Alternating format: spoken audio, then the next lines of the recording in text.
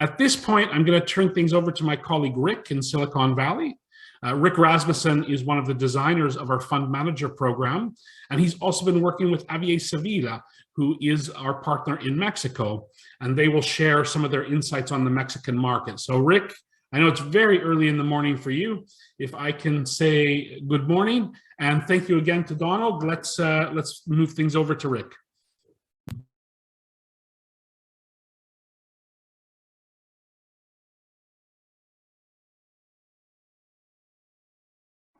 Let's do that. Let's unmute first. So thank you, Scott, for the nice introduction. And also thank you, Donald, for the nice shout out about Scale Up Coach. You know, I really believe a lot of the things that you laid out in that overall matrix. I thought it was quite well done. But what I particularly liked was all the quotes that you gave. And so I'm going to go back to that recording and actually pick out a lot of the things that you labeled out from friends, including Rita McGrath and Steve Blank and so on. So thanks so much. It's my distinct pleasure to go ahead and introduce Javier Sevilla. And if I may put up a quick screen in advance.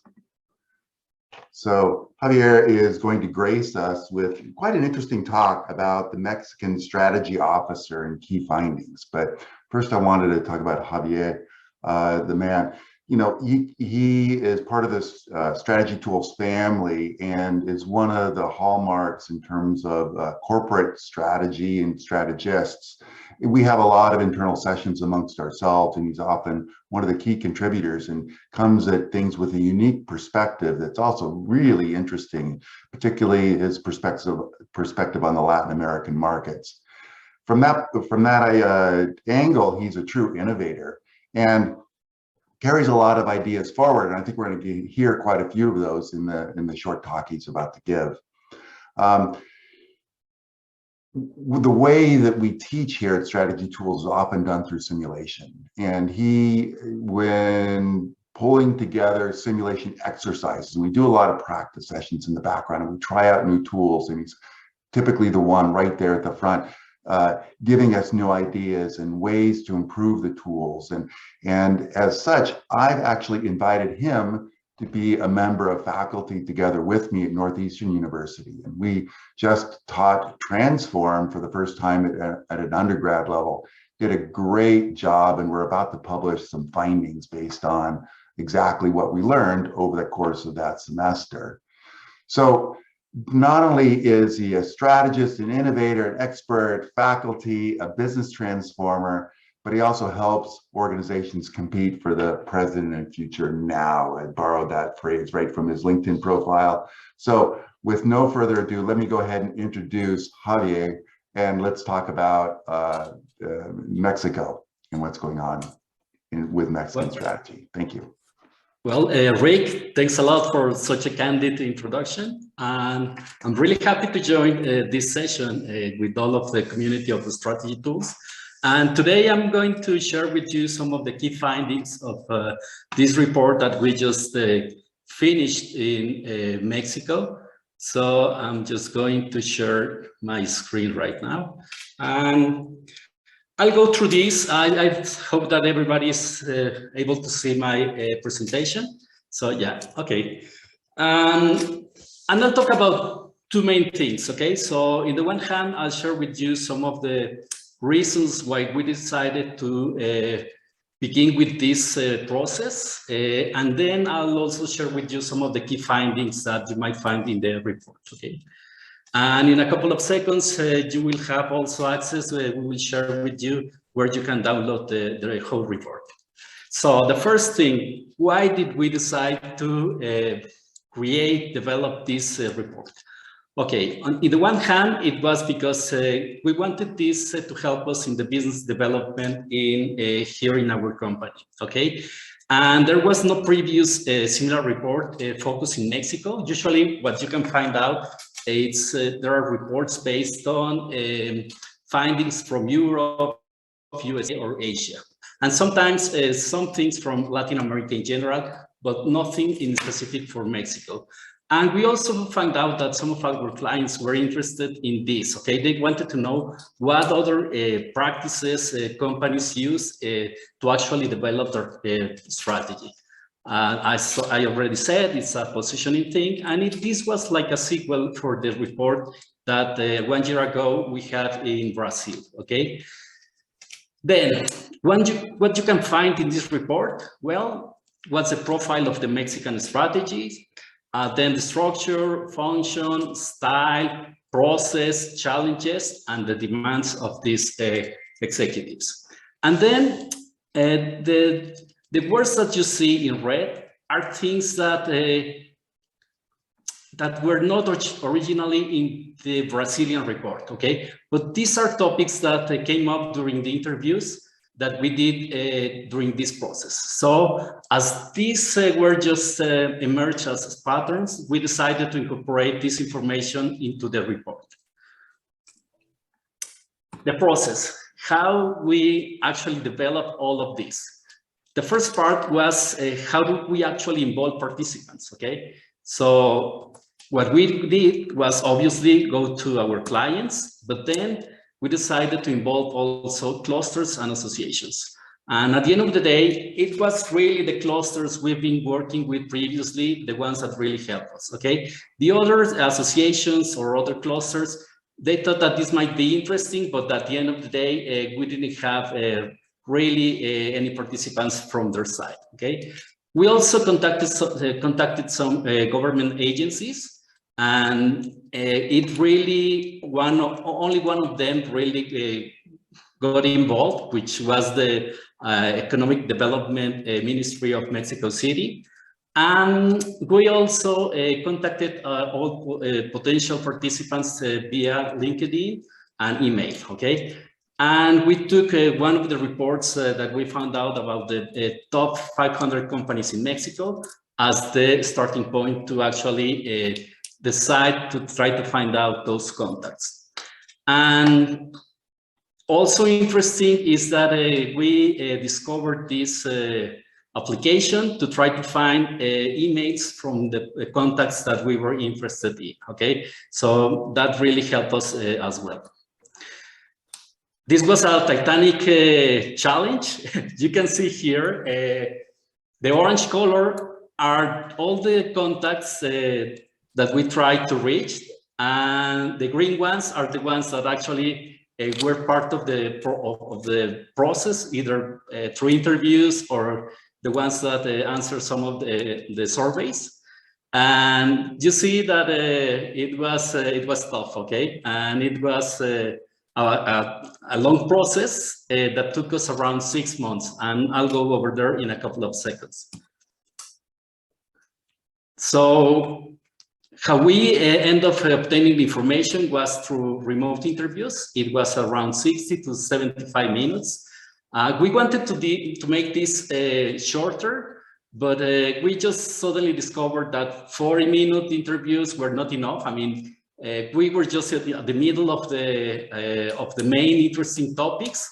So we decided to go and extend it to this amount of time.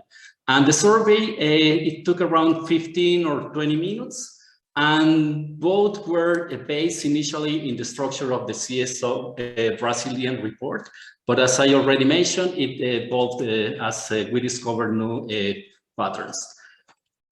Okay, and we had around 50 participants from corporates, SMEs, multinationals, and some startups, okay? So it was a mixture of all of them, and we had the participants from different industries, either from financial, healthcare, retail, etc. Okay? Some of the highlights that we found in the report. So one thing that was really common during the interviews is that at the end of the day, the strategists in Mexico are really good negotiators. And this is, I would say that you can explain this because usually they don't have full support from either the CEO or from the board, okay? So they have to find out ways to actually try to make strategy happen, okay? Because at the end of the day, we know that usually all the initiatives, all the hard work is done by people that don't directly depend on them, okay? So they have to be really good at to navigate throughout the organization to make this happen, okay? And also something interesting is that almost everybody wants to have information, okay? All the 100% information or data to make decisions, which it's nice to have, but we know that we don't have enough information, or we don't have information for things that are just happening right now, okay? So that's interesting, and that's one of the topics that we will discuss later today in Mexico, okay? So 3 key learnings that I want to share with you. One is the loneliness. And usually these people feel that they are alone leading this process. Around 50% of these strategists feel alone during these activities in their companies. Also, something interesting is that even though that some of the interviews mentioned that they try to use an innovation lens to actually develop the strategy, the majority still uses an analytic point of view, okay? And we still have some doubts at what they mean by having an innovation lens when they mention that they use that approach, okay? And the other part is that they are aware that we are living in an uncertain world, okay? So that's interesting as well. So another of the findings, 3% said that their main challenges are defining the future of the business and understanding what's going on in their context where they compete, okay? 37% said that they don't report directly to the CEO or to the board, which explains why they have to be really good to navigating through the organization to make things happen. I already said that almost half of them feel alone during this process. And then something also interesting, and we took here a different approach from what we had in the Brazilian report, okay? Here, what we wanted to know is what were the elements that they usually use to communicate the strategy, okay? And here, as you can see, the main element that usually used are this number analytic part of the equation, which is kind of interesting because as I mentioned before, they see that we are living in an uncertain world, okay? So in that world, we don't have enough data, okay? So how do you want to communicate or show your organization that you need to change when you don't have data that actually helps you to have a clear view of what's going on, okay? Because we're talking about here about inflection points or things that might happen in the future, okay? And the other interesting part here was that usually the people or the person that is in charge of this area doesn't have the same mindset or doesn't use the same elements as the organization usually understands, okay? So that was interesting as well. The next steps for us, it's today we have the official release in Mexico at this afternoon. We will have 3 panelists from 3 of the companies that were part of this process. And we're launching the Strategy Club, which is an initiative to actually help to create this networking group in Mexico, okay? So a bit more about the Strategy Club. So we're planning to actually build this ecosystem in Mexico. We will have 1 session per quarter. We will go and cover some cases, tools. We will have an international speaker, and this will be a place where the participants can share also key findings or practices. We'll have a couple of participants per company. The first session is in March, okay? So, any question?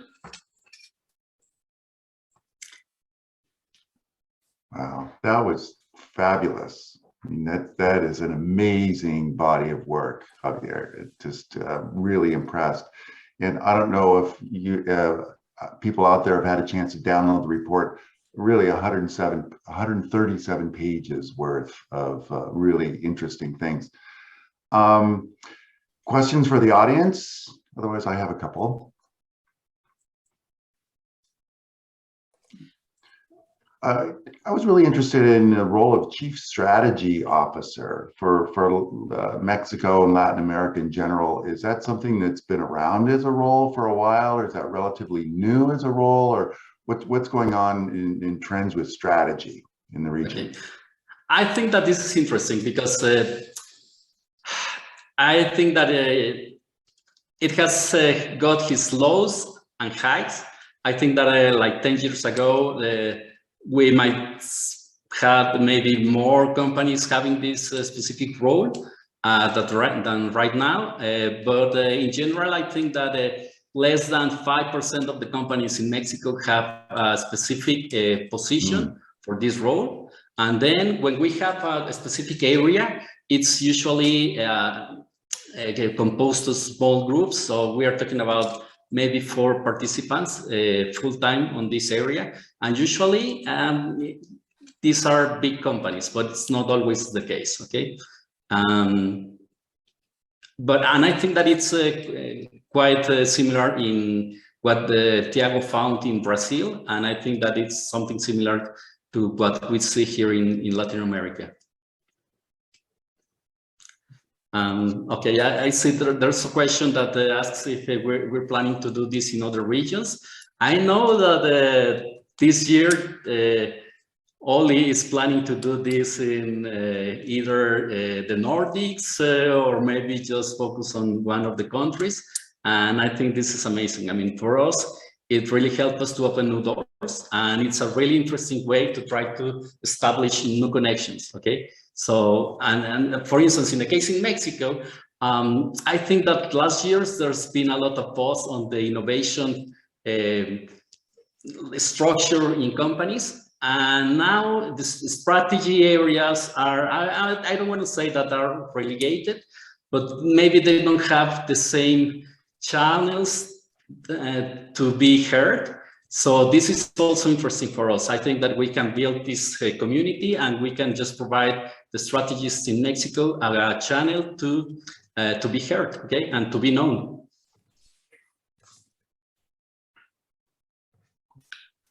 I'm really interested in the strategy club. First off, in the named club, which connotes sort of just a group of like-minded individuals on an informal basis, as opposed to a full-blown association or conference, something like that. Maybe can you talk a little bit about your thoughts on how this was developed and what you've seen so far in terms of response?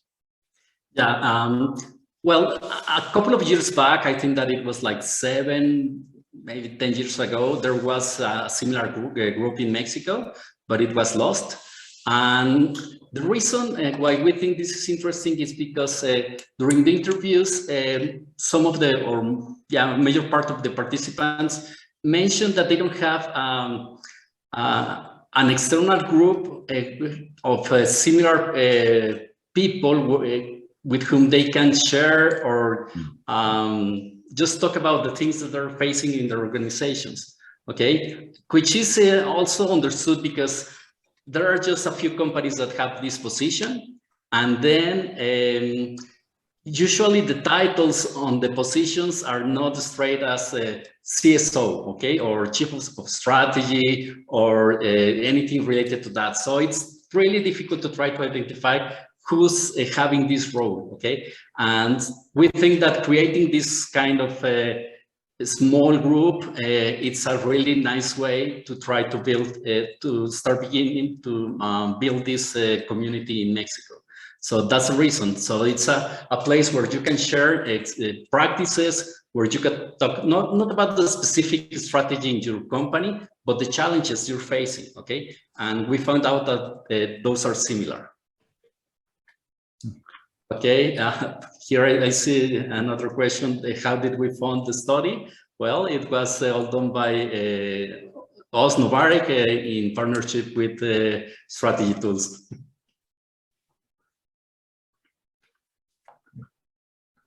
Well, thank you. We're out of time here, and I think it's time for a break. So, Javier, thank you so much. It was an awesome talk.